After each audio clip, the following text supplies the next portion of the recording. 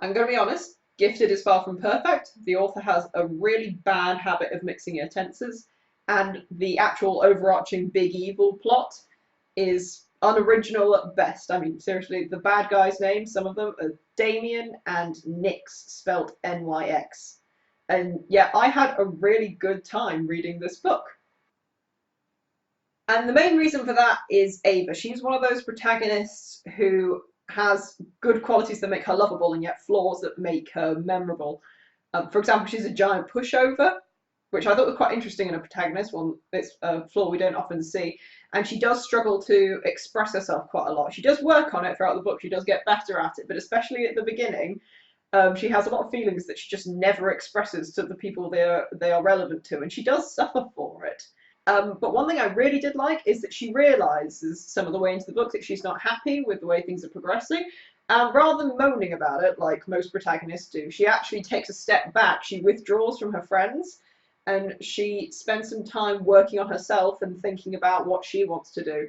And I firstly really enjoyed her reflection because I thought her voice was really original and it drew me in. I felt like I knew her, but it was, something like a human being might actually do. Of course, with a really good protagonist, there comes the problem that your supports have to be really good as well, else it makes everyone else, or the protagonist will make everyone else look two-dimensional. I wouldn't say the author perfectly executes that, because, well, Ava was really good, and the supports are they're not completely two-dimensional, they're alright, but between them they maybe have like two bad qualities.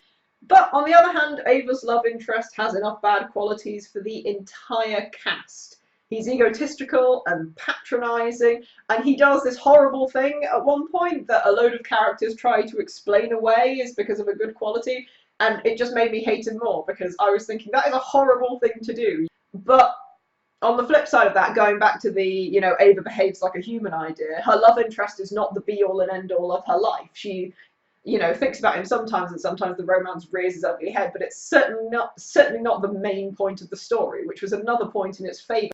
I mentioned the plot briefly in my opening statement, but you'll notice I've spoken mostly about the characters since, and that is because the book is quite slow. The actual plot doesn't appear until three-quarters of the way through, and quite frankly, when it did, I kind of wish it had.